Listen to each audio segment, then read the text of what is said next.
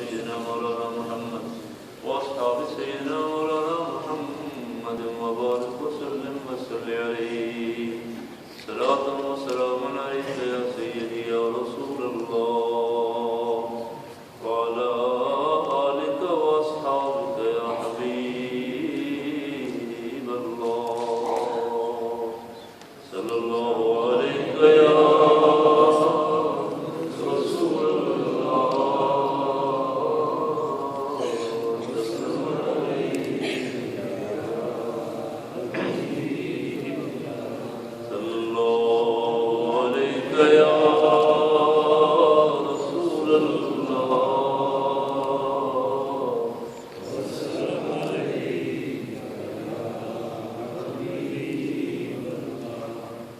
الحمدللہ آج ہم نے سورہ ابراہیم، سورہ حجر اور سورہ نحل تلاوت کی ہے۔ سورہ نحل کی آخری چند آیتیں باقی ہیں 14ویں سپارے کی۔ اللہ رب العالمین ہمارا پڑھنا سننا قبول فرمائے۔ نعتوں کی فرمائشیں کافی جمع ہوتی جا رہی ہیں اور ٹائم اتنا شارٹ ہے، 5-7 منٹ اوپر چلے جائیں تو اگلے دن شکایت آ جاتی ہے آج آپ لیٹ ہو گئے۔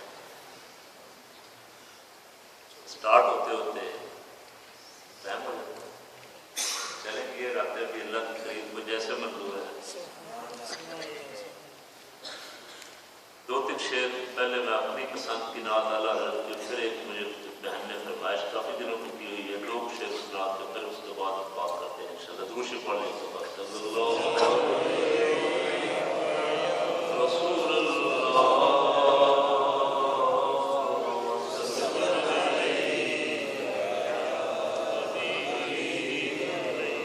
زمین و زمان تمہارے لیے، مکین و مکان تمہارے لیے،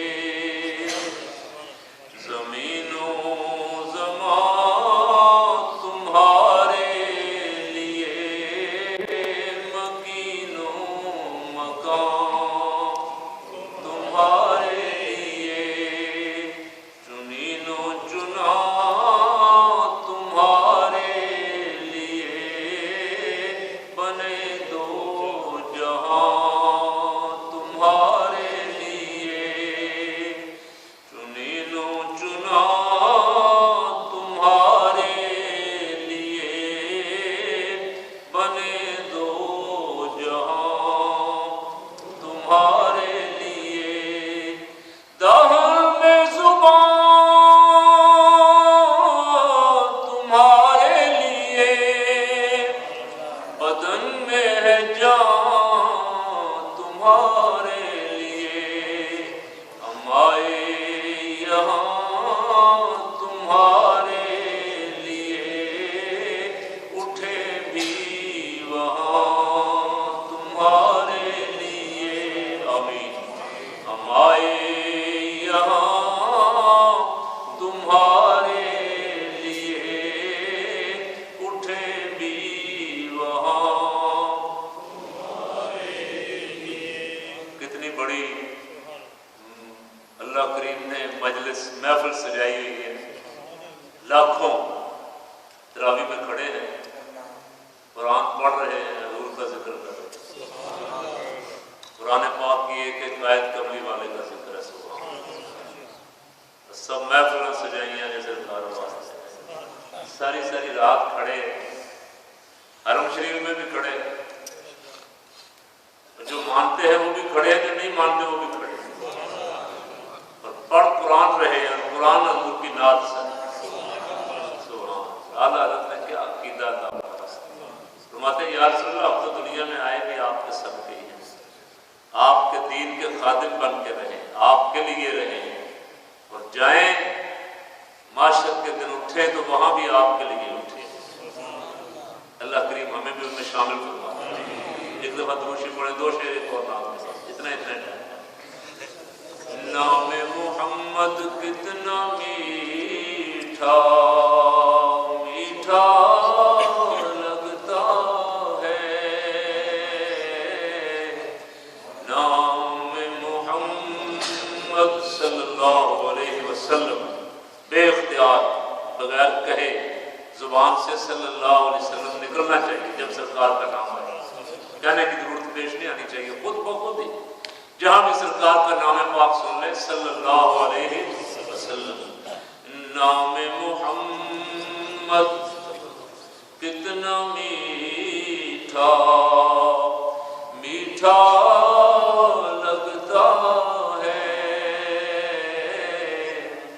پیارے نبی کا ذکر بھی ہم کو پیارا لگتا ہے، پیارے نبی کا ذکر بھی ہم کو پیارا لگتا ہے، یاد نبی کا گلشن مہکا مہکا لگتا ہے، محفل میں موجود ہے آقا ایسا لگتا ہے، ہر جا موجود ہے آقا ایسا لگتا ہے، اور لب نغمے صلی اللہ کے ہاتھوں میں کشکول، پھر دیکھو سرکار کا منگتا کیسا لگتا ہے، پھر دیکھو سرکار کا منگتا کیسا لگتا ہے، اچھا لگتا ہے یا سب سے اچھا لگتا ہے، سچ بولو سرکار کا روضہ کیسا لگتا ہے، نام محمد کتنا میٹھا میٹھا لگتا ہے، دونوں ہونٹ پہ لگا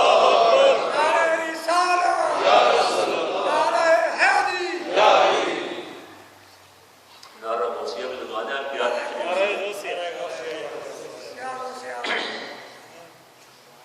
نام پاک لینے سے دونوں ہونٹ مل جاتے ہیں۔ مفسرین نے لکھا ہے قرآن پاک میں 4 جگہ سرکار کا نام مبارک ذاتی نام محمد صلی اللہ علیہ وسلم، وہ فرماتے ہیں کہ اس میں اشارہ یہ ہے کہ جس ذات پاک کا نام لے رہے ہو یہ نیچے والوں کو اوپر والے سے ملانے کے لیے، اوپر والا ہونٹ نیچے والے سے مل جاتا ہے، یہ ملانے آتا ہے۔ نام محمد صلی اللہ علیہ وسلم برکت والا، انشاءاللہ اس پہ گفتگو کریں گے کسی دن۔ آج 10 رمضان مبارک کی 11ویں شروع ہو گئی، اور 10 رمضان مبارک کے بارے میں بہت سارے حضرات کی رائے یہ ہے کہ ام المومنین حضرت سیدہ خدیجہ رضی اللہ عنہا کا یوم وصال ہجرت سے پہلے نبوت کے 10ویں سال رحمت عالم صلی اللہ علیہ وسلم کی زوجہ محترمہ کے وصال مبارک کا دن ہے، ان کی صاحبزادی کا ذکر مبارک ہم نے کیا 3 رمضان مبارک۔ ان کا ایک بہت بڑا اعزاز یہ بھی ہے کہ سرکار کی اولاد حضرت خدیجہ رضی اللہ تعالیٰ عنہا ہی سے ہے، آپ سے ہی آپ کی اولاد چلی سے، خاتون جنت بھی آپ کی اولاد سے ہے، باقی صاحبزادیاں بھی تھیں۔ صاحبزادے بچپن میں انتقال فرما گئے تھے، اللہ کی حکمت اور مشیت ایسی تھی۔ 40 سال ان کی عمر مبارک تھی، نبی کریم صلی اللہ علیہ وسلم کی عمر مبارک 25 سال تھی۔ ان کے 2 خاوند پہلے فوت ہو چکے تھے، مکے کے بہت بڑے تاجر تھے ان کے والد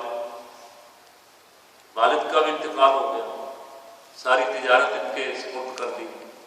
بہت سارے لوگوں نے ان کو نکاح کا پیغام بھیجا، لیکن انہوں نے انکار کر دیا، کہا دنیا سے دل اچاٹ ہو گیا ہے، بس اب رب کی طرف لو لگے گی، حرم شریف میں جا کے بیٹھنا۔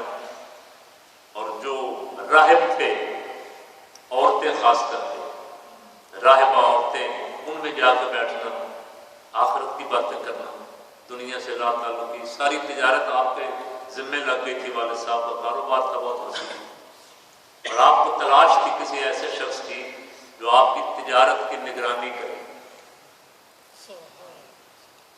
قافلے جاتے رہتے تھے، رسول پاک صلی اللہ علیہ وسلم کو پیغام بھیجا، اگر آپ یہ کام ہمارا کر دیں، ہماری تجارت کے قافلے کی قیادت آپ فرمائیں، آپ ساتھ جائیں، نگرانی فرمائیں، تو باقی جتنے لوگ بھی ہیں ان سے ہم دگنا معاوضہ آپ کی خدمت میں پیش کریں۔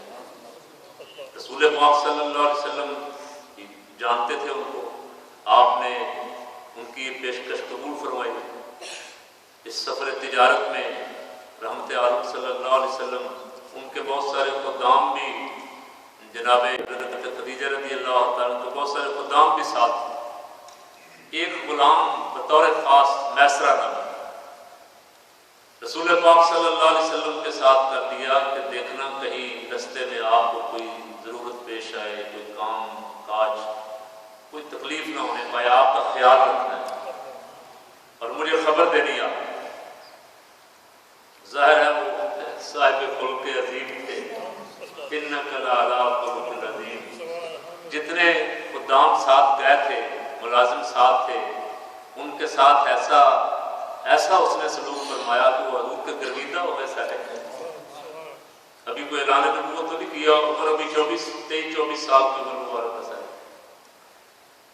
میسرہ نے آ کے تجارت کر کے آئے، نفع بھی پہلے قافلوں سے دگنا نفع ہوا، سارے کا سارا لا کے اسی طرح منوان پیش کر دیا، اس میں کوئی ایک ڈیڑھی پیسے کی بھی کمی بیشی نہیں تھی۔ وہ جو خادم ساتھ آپ کے ساتھ تھا خاص کر کے، اس سے پوچھا جناب حضرت خدیجہ رضی اللہ تعالیٰ عنہ نے، سفر کے احوال پوچھے، انہوں نے کہا کہ بی بی اس سفر کے احوال میں کیا بیان کروں، میں جس ہستی کے ساتھ گیا تھا میں حیران ہوں، ان کے اخلاق مبارک تو جو تھے ہی، اللہ کریم نے ان کو جو اس نے بیان عطا فرمایا، جو ان کے کام کاج میں برکت عطا فرمائی، وہ سارا کچھ اپنی جگہ۔ میں نے تو رستے میں بہت عجیب و غریب چیزیں دیکھی، درختوں کو ان پہ سلام پڑھتے ہوئے دیکھا ہے، بادلوں کو سایہ کرتے ہوئے دیکھا ہے۔ بھائی صاحبہ کو اسی طرح کا کوئی آدمی چاہیے تھا جو اتنا دیانتدار اور امانت دار ہو، اور آپ کی دیانت اور امانت کی شہرت تو الحمدللہ آپ کے دشمن بھی آپ کو صادق اور امین کہتے ہیں۔ اللہ کریم یہ صفت جو ہے اس کا کچھ حصہ ہمیں بھی عطا فرمائے۔ ہمارے ملک میں اس دفعہ الیکشن میں اس پہ بڑا صادق و امین پہ شور پڑا رہا، بہت سارے سیاستدان زیادہ تر بے ایمان ہیں، اللہ ماشاء اللہ، زیادہ تر 90% بے ایمان اور کرپٹ لوگ ہیں۔ انہیں بڑی تکلیف تھی، یہ صادق و امین تو اس زمانے میں کوئی بندہ ہو ہی نہیں سکتا، یہ صادق و امین کی شرط رکھی کیوں ہے؟ صادق ایک صاحب ٹی وی میں بیٹھے کہہ رہے تھے، مولوی بھی کہہ رہا تھا ان کے ساتھ، ہاں میں ہاں ملا رہا تھا، یہ صادق و امین تو کسی اور کو کہنا ویسے گستاخی ہے، صادق و امین تو حضور صلی اللہ علیہ وسلم کے پاس۔ تو بابا حضور صلی اللہ علیہ وسلم کی صادق و امین ہونا حضور کی صفت تھی، اور یہ اسی لیے تھی کہ امت بھی صدق اور امانت کو اختیار کرے۔ جتنے بھی اخلاق حسنہ رسول پاک صلی اللہ علیہ وسلم کو عطا فرمائے گئے تھے، اگر کسی اور کو ان کی طرف منسوب کرنا معاذ اللہ گستاخی ہے، تو پھر تو کوئی اخلاق اچھا اپنا ہی نہیں سکے گا۔ حضور کے اخلاق کریمہ تو تھے ہی اس لیے کہ ہم ان کی پیروی کریں۔ لقد کان لکم فی رسول اللہ اسوۃ حسنہ، رسول پاک صلی اللہ علیہ وسلم کی زندگی مبارک جو ہے تمہارے لیے بڑا کامل نمونہ ہے۔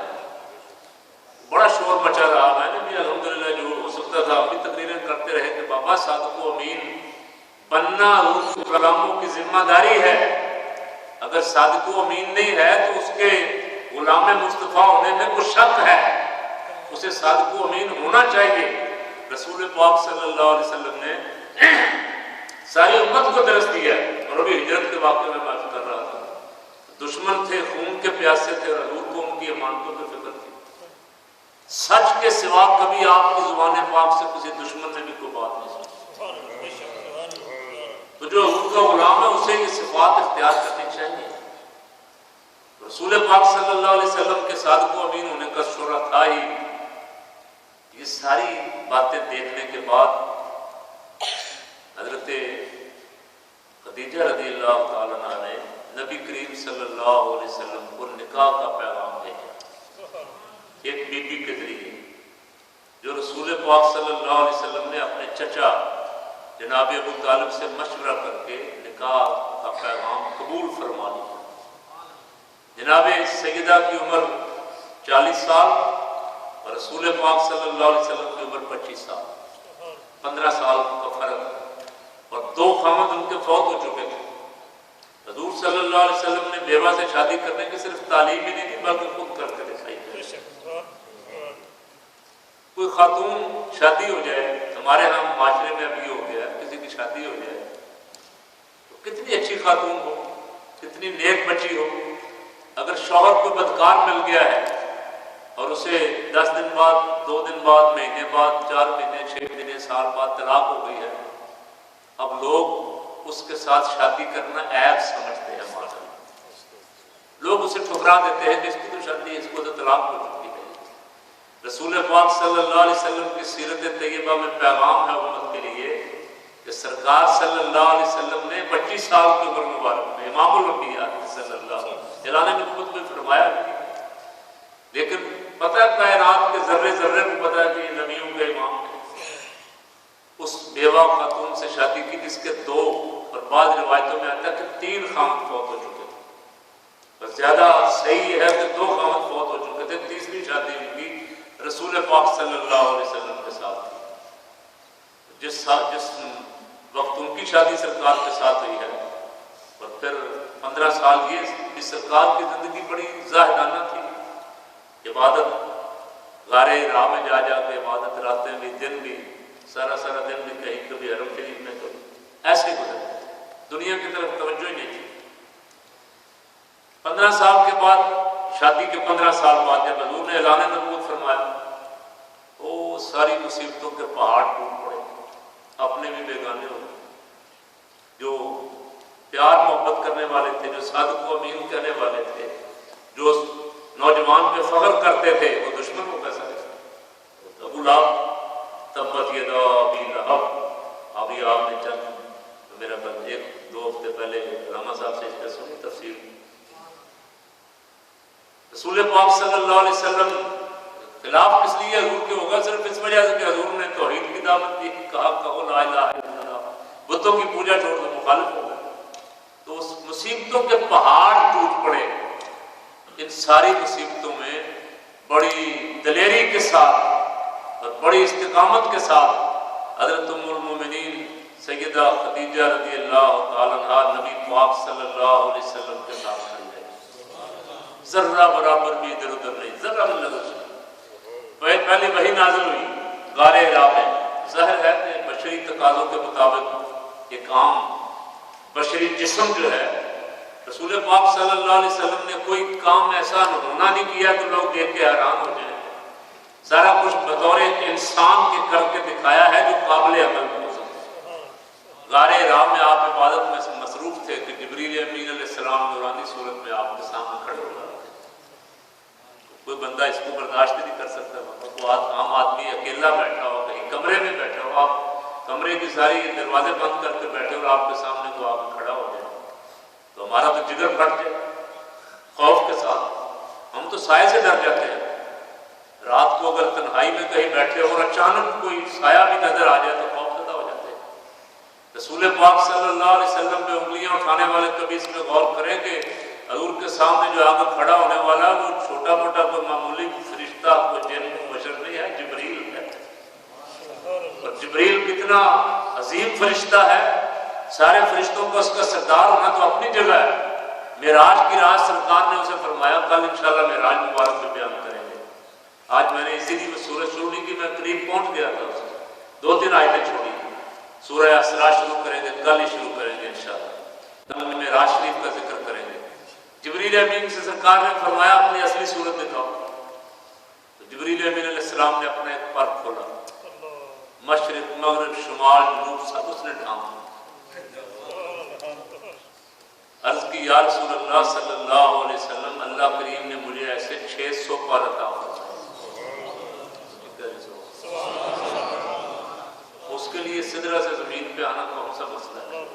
چشمے زدر، جس کا ایک پر مشرق و مغرب شمال و جنوب کو ڈھانپ لیتا ہے، اس کے لیے فاصلے کوئی حیثیت نہیں رکھتے، وہ فرشتہ حضور کے سامنے کھڑا ہے، اللہ اور سرکار سے آ کے کہا اقرا، حضور نے فرمایا ماں انا بقارئ، انہوں نے کہا پڑھیے، فرمایا میں پڑھنے والا نہیں ہوں۔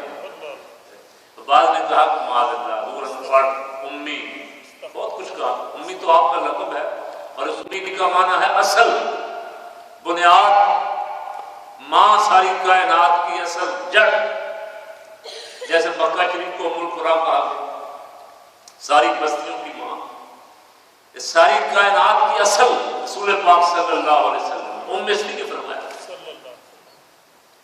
بعض لوگوں نے کہا کہ حضور ان پڑھ کے معاذ اللہ، آپ نے کہا میں تو پڑھنے والا نہیں، میں تو پڑھا ہوا نہیں، فرمایا ماں انا بقارئ، میں پڑھنے والا نہیں ہوں، جس کا معنی یہ ہے کہ مجھے پڑھانے کی ضرورت نہیں ہے، مجھے پڑھا کے بھیجا گیا ہے۔ پھر کہا اقرا، پھر حضور نے خاموشی اختیار فرمائی۔ پھر تیسری دفعہ جبریل امین علیہ السلام نے اقرا بسم ربک الذی خلق کہا، جب حضور کے رب کا نام لیا جبریل نے، ساتھ اوپر حضور نے پڑھا۔ اب مجھے بتاؤ کہ جبریل پڑھا رہا ہے یا حضور پڑھا رہے ہیں؟ ادب تو حضور سکھا رہے ہیں اس جبریل کو، کملی والا ادب سکھا رہا ہے کہ دیکھو رب کے نام کے بغیر میں نہیں پڑھوں گا۔ رب کے نام کے ساتھ جب آیت مبارک پوری پڑھی، اور بعد محدثی نے لکھا، یہاں بڑی مشہور حدیث ہے کہ جبریل امین علیہ السلام نے رحمت عالم صلی اللہ علیہ وسلم کو گلے لگایا اور گلے لگا کے دبایا۔ اب حضور رحمت عالم صلی اللہ علیہ وسلم سے فیض لیا ہے یا دیا ہے؟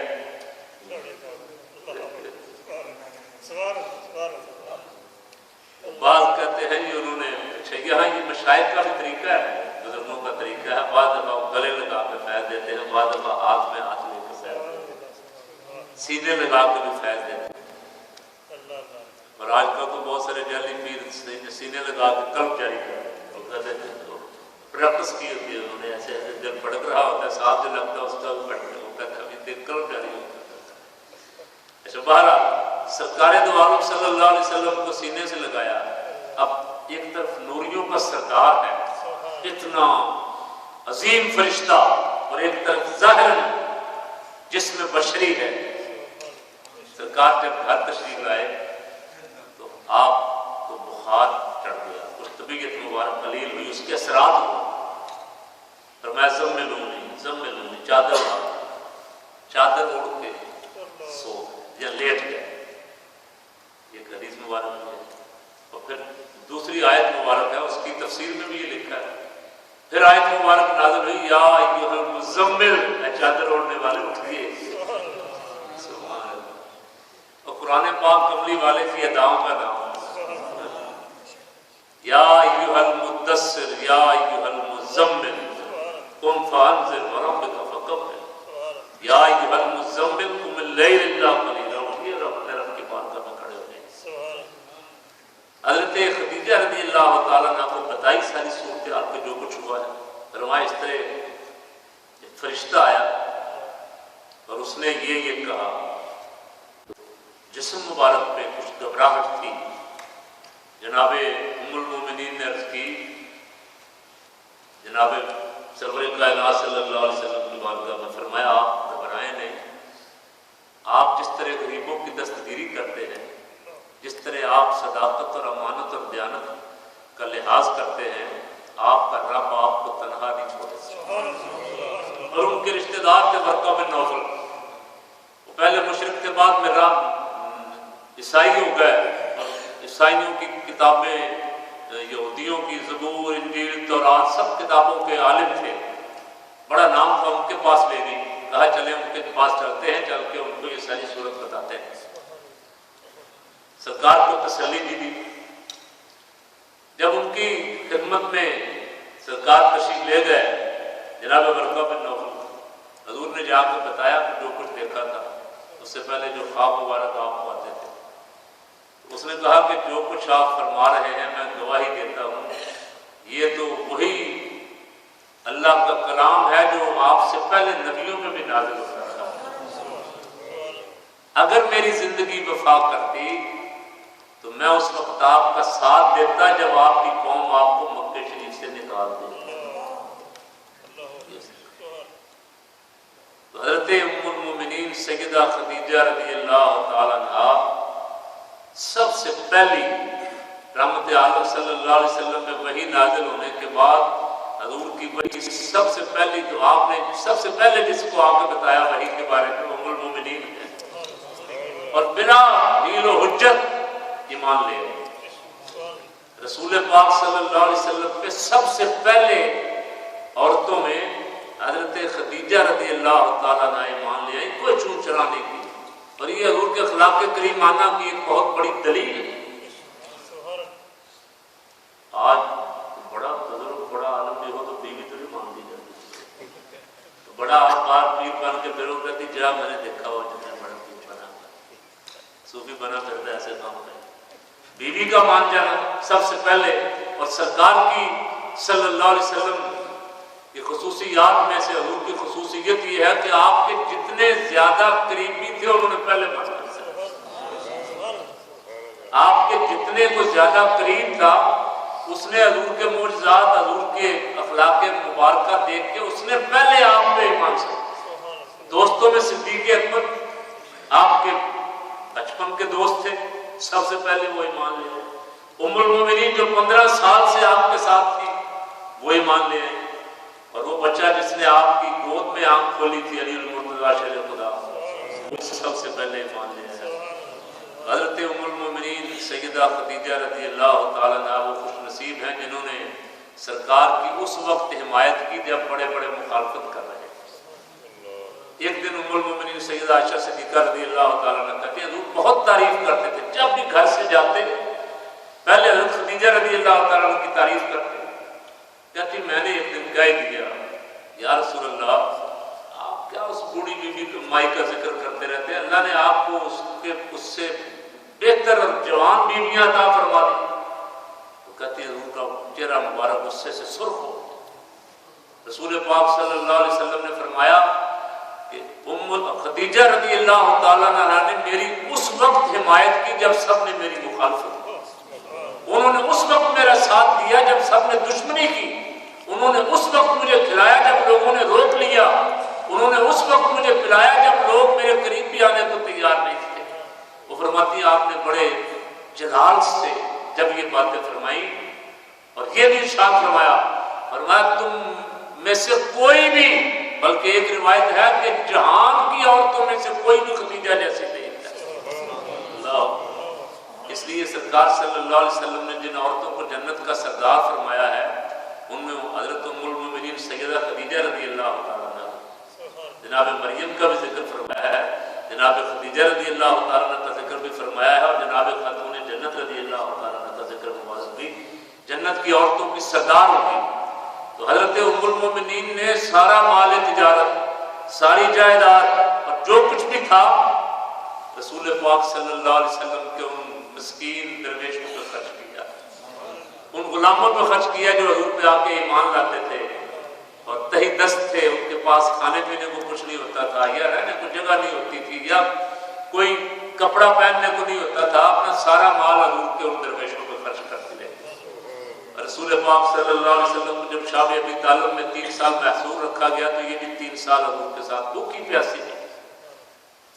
رسول پاک صلی اللہ علیہ وسلم حدیث مبارک میں آتا ہے، بخاری سال ثواب کی دلیل بھی ہے کہ جب بھی کوئی جانور آپ ذبح فرماتے اس کے گوشت کا کچھ حصہ حضرت خدیجہ رضی اللہ تعالیٰ عنہ کی سہیلیوں کو بھیج دے۔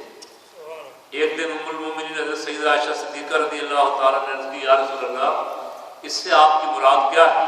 فرمایا کہ اس لیے بھیجتا ہوں کہ اس سے حضرت خدیجہ رضی اللہ تعالیٰ عنہ کی روح خوش ہوتی ہے۔ بابا یہ ہم جو قرآن پڑھ کے یہ ختم شریف دلا کے یہ صدقہ خیرات کر کے یہ غربا مساکین کو کھانا کھلاتے ہیں، اس سے بھی ہمارے جانے والوں کی روح خوش ہوتی ہے کہ کسی نیکی کے کام کا ثواب ہمیں پہنچایا جا رہا ہے۔ حضرت ام المومنین سیدہ خدیجہ رضی اللہ تعالیٰ عنہ رحمت عالم صلی اللہ علیہ وسلم کی جان نثار، انہی سے حضور کے دو صاحبزادے بعد تین لکھا ہے، جناب حضرت قاسم جن سے سرکار نے اپنی کنیت ابو القاسم فرمائی، اور جناب حضرت عبداللہ رضی اللہ عنہ، یہ طاہر طیب میں ان کا نام تھا، بچپن میں ہی انتقال فرما گئے، اور صاحبزادیاں چاروں جو تھیں وہ جوانی کی عمر کو بھی پہنچ گئی، ان کی شادیاں بھی ہوئیں اور شادیوں کے بعد ان کا انتقال ہوا، اور سب سے آخر میں حضرت سیدہ خاتون جنت رضی اللہ تعالیٰ عنہ آپ سے وہ ان کی اولاد مبارک چلی گئی۔ چار صاحبزادیاں تھیں سرکار کی صلی اللہ علیہ وسلم۔ میں نے پچھلے سال مجھے پتہ تفصیل سے اس پہ بحث کی تھی، حضور کی کتنی صاحبزادیاں تھیں؟ چار، اور یہ چاروں حضرت ام المومنین سیدہ خدیجہ رضی اللہ تعالیٰ عنہ سے تھیں۔ رسول پاک صلی اللہ علیہ وسلم کی یہ چاروں صاحبزادیاں تو ہمارے نزدیک تو چاروں شان والی ہیں۔ ایسا نہیں ہے کہ ایک کا ذکر کرے اور تین کو چھوڑ دیں، ماں بھی وہی ہے، باپ بھی وہی ہے، ماں بھی ام المومنین حضرت سیدہ خدیجہ ہے، اور والد ان کے امام الانبیاء صلی اللہ علیہ وسلم چاروں کے، ان میں سے حضرت زینب جناب ابو العاص کے گھر تھی، اور دو صاحبزادیاں حضرت سیدنا عثمان غنی رضی اللہ تعالیٰ عنہ کے نکاح میں تھی۔ ایک کا انتقال ہو گیا بدر والے دن، پھر حضور نے دوسری صاحبزادی بھی دی، پھر ان کا بھی انتقال ہو، اور ارشاد فرمایا کہ اگر میری اور صاحبزادی بھی ہوتی، اور ایک روایت میں 40 بھی ہوتی، اور ایک ایک کر کے انتقال کر جاتی، تو عثمان غنی کی حیا کے پیش نظر میں ان کے نکاح میں دے دیتا۔ عثمان غنی رضی اللہ تعالیٰ عنہ وہ خوش نصیب صحابی ہے، آدم علیہ السلام سے لے کے سرکار تک کسی نبی کا ایسا خوش نصیب امتی نہیں آیا جس کے نکاح میں کسی پیغمبر کی دو بیٹیاں، اور حضرت سیدہ فاطمہ الزہرا رضی اللہ تعالیٰ عنہ یہ جناب مولا کائنات علی المرتضیٰ شیخ رضی اللہ تعالیٰ عنہ کے مبارک میں تھی۔ سرکار کی ساری اولاد جو ہے یہ ان سے چلی ہے، اس لحاظ سے ام المومنین سیدہ خدیجہ رضی اللہ تعالیٰ عنہ سے چلی ہے۔ اللہ رب العالمین ان کی قبر پہ کروڑوں رحمت نازل فرمائے۔ انہوں نے رسول اللہ سے وفا کی ہے، وہ حضور کی جان نثار تھی، انہوں نے حضور کی خدمت میں کوئی کسر باقی نہیں رکھی۔ سرکار باہر سے، اور ان دنوں میں نے عرض کیا مشکلات بہت تھی، جب باہر سے آتے تھے تو سرکار فرماتے بارہا دفعہ ایسا ہوتا کہ ام المومنین تسلی دیا کرتی تھی کہ یا رسول اللہ آپ سے پہلے نبی جو تھے ان پہ بھی بڑی مشکلات آئی ہیں، یہ مشکلات آہستہ آہستہ ٹل جائیں گے، ختم ہو جائیں گے۔ حضور فرماتے میرے دل کو حوصلہ ہو جاتا، ان کی اس گفتگو سے، گھر والی کی اس گفتگو سے وہ آپ کی ڈھارس بنداتی آپ، بہت مشکل ایام تھے جو حضرت ام المومنین سیدہ خدیجہ رضی اللہ تعالیٰ نے بسر فرمائے سرکار صلی اللہ علیہ وسلم۔ اللہ کریم ہم سب کو ان کی سچی محبت نصیب فرمائے، ان کے نقش قدم پہ چلنے کی توفیق عطا فرمائے۔